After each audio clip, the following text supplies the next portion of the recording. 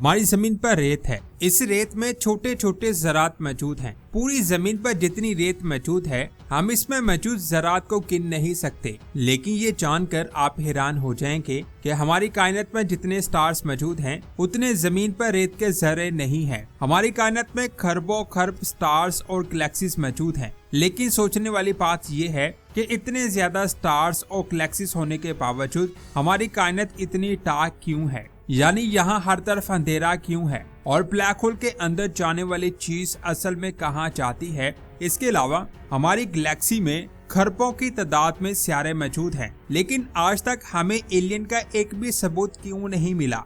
आखिर ऐसा क्यों है? इन सभी सवालों के जवाब आप जानोगे आज की इस वीडियो में, तो पूरी वीडियो वॉच कीजिएगा। और आप देख रहे हैं स्पेस वर्ल्ड। सबसे पहले बात करते हैं ब्लैक होल की। ये कायनात का सबसे खतरनाक ऑब्जेक्ट है। इनका साइज एक एटम से लेकर अरबों स्टार से भी ज्यादा होता है। इसके अंदर जो चीज जाती है वो कभी वापस नहीं आती। इसका मतलब ये है कि ब्लैक होल उस चीज के डेटा को भी खत्म कर देता है। लेकिन ऐसा होना क्वांटम फिजिक्स के रूल्स के खिलाफ है। लेकिन साइंसदान के मुताबिक ब्लैक होल ऐसा करते हैं। आखिर ये कैसे होता है, इसका इल्म सिर्फ अल्लाह के पास है। इसके बारे में साइंसदानों को नहीं पता। कुछ साइंसदान के मुताबिक जब कोई चीज इसके अंदर जाती है तो वो रेडिएशन बनकर इसके बाहर आती है, लेकिन उस रेडिएशन में उस चीज का डेटा नहीं मिल पाता। इस चीज को एक एग्जाम्पल से समझते हैं। जब आप एक किताब को जलाते हैं तो उसके अंदर मौजूद इंफॉर्मेशन खत्म हो जाती है, लेकिन जलने के बाद भी उसके पार्टिकल वैसे के वैसे ही रहते हैं।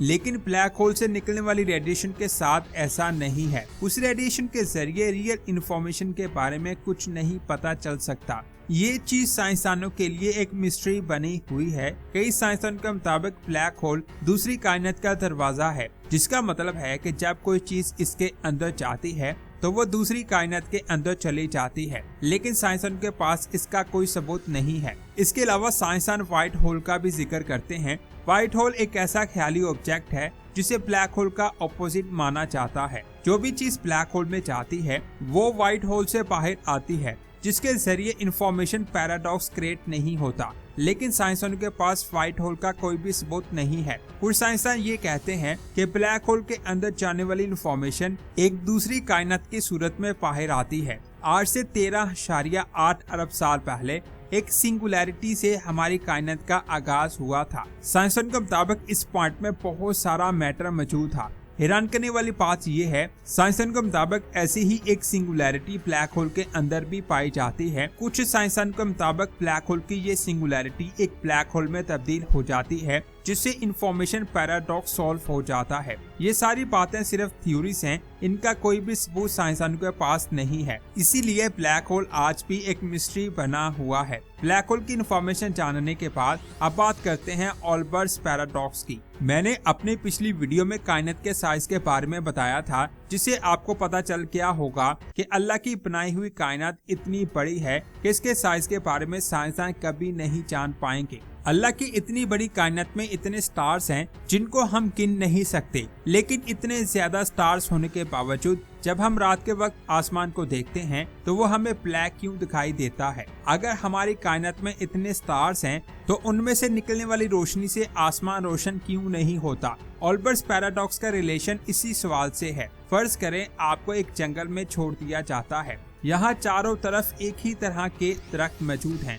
ऐसे में आपको रोशनी की एक भी किरण दिखाई नहीं देगी, क्योंकि उन दरख्तों ने सारी लाइट को ब्लॉक कर रखा होगा। लेकिन अगर इसी चीज को ऑपोजिट करके देखें तो हमारी कायनात में मौजूद स्टार्स की लाइट चारों तरफ दिखाई देनी चाहिए, क्योंकि कायनात में बहुत ज्यादा तादाद में स्टार्स मौजूद हैं और कहीं भी अंधेरा नहीं होना चाहिए। लेकिन रियल में ऐसा नहीं है। साइंसदान के मुताबिक कायनात की सबसे तेज तरीन चीज रोशनी है, जो एक सेकंड में 3 लाख किलोमीटर का सफर तय कर लेती है। लेकिन ये रफ्तार कायनात के साइज के सामने भी कुछ नहीं है। इस बात को एक मिसाल से समझते हैं। सूरज की रोशनी को जमीन तक पहुंचने में 8 मिनट लगते हैं, यानी जब सूरज से रोशनी निकलती है तो उसके 8 मिनट बाद जमीन पर दिन का आगाज होता है। सूरज का करीबी सोलर सिस्टम जमीन से 4 लाइट ईयर दूर मौजूद है और सूरज की रोशनी को उस सोलर सिस्टम तक पहुंचने में 4 साल लग जाते हैं। यानी उस सोलर सिस्टम में मौजूद सितारों पर सूरज की रोशनी से जो दिन होगा वो 4 सालों के बाद होगा। इसी तरह सूरज की रोशनी को हमारी गैलेक्सी से बाहर जाने में 1 लाख साल लग जाते हैं, जिसका मतलब है कि हमारी कायनात का साइज इतना ज्यादा बड़ा है कि इसमें मौजूद स्टार्स की रोशनी को एक जगह से दूसरी जगह ट्रैवल करने में ना लाखों ना करोड़ों बल्कि अरबों साल लग जाते हैं, जिसकी वजह से हमें रात को आसमान ब्लैक दिखाई देता है। इस चीज को एक मिसाल से समझते हैं। साइंसदान के मुताबिक 8 से 13.8 अरब साल पहले कायनात की फॉर्मेशन हुई थी। उसके कुछ टाइम बाद जिन गैलेक्सीज की फॉर्मेशन हुई थी उनकी रोशनी आज हमारी जमीन तक पहुंच रही है। ये उस गैलेक्सी की तस्वीर है जो 13.5 अरब साल पुरानी है। यानी आज हम उस गैलेक्सी की 13.5 अरब साल पुरानी कंडीशन को देख रहे हैं। साइंसदान के मुताबिक कायनात के एक्सपेंशन की वजह से इस वक्त वो गैलेक्सी हमसे 33 अरब लाइट ईयर से भी ज्यादा दूर मौजूद है।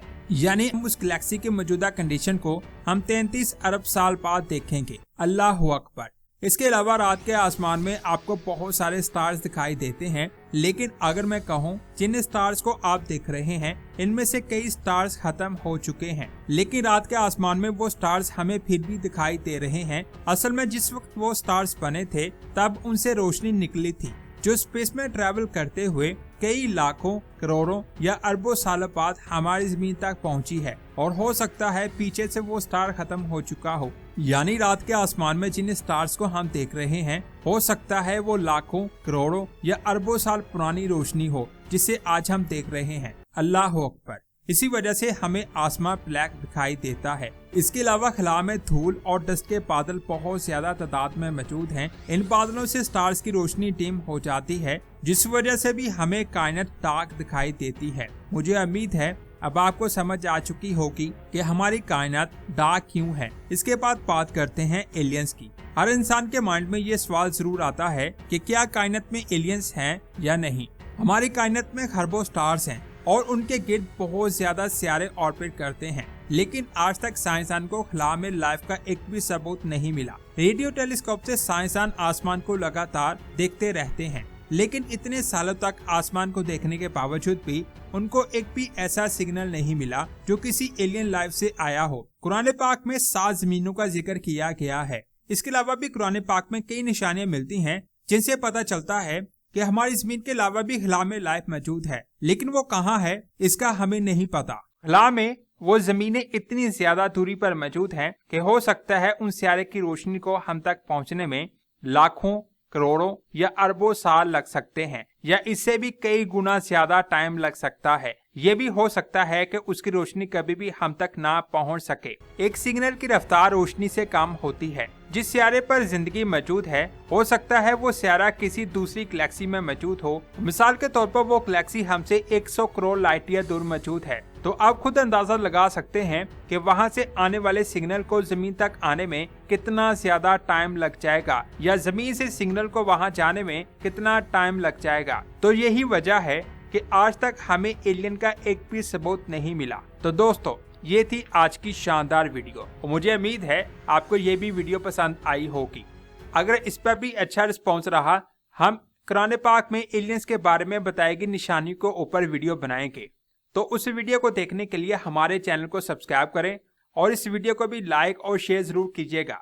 मिलते हैं एक और शानदार वीडियो में। अपना बहुत सारा ख्याल रखें। अल्लाह हाफिज।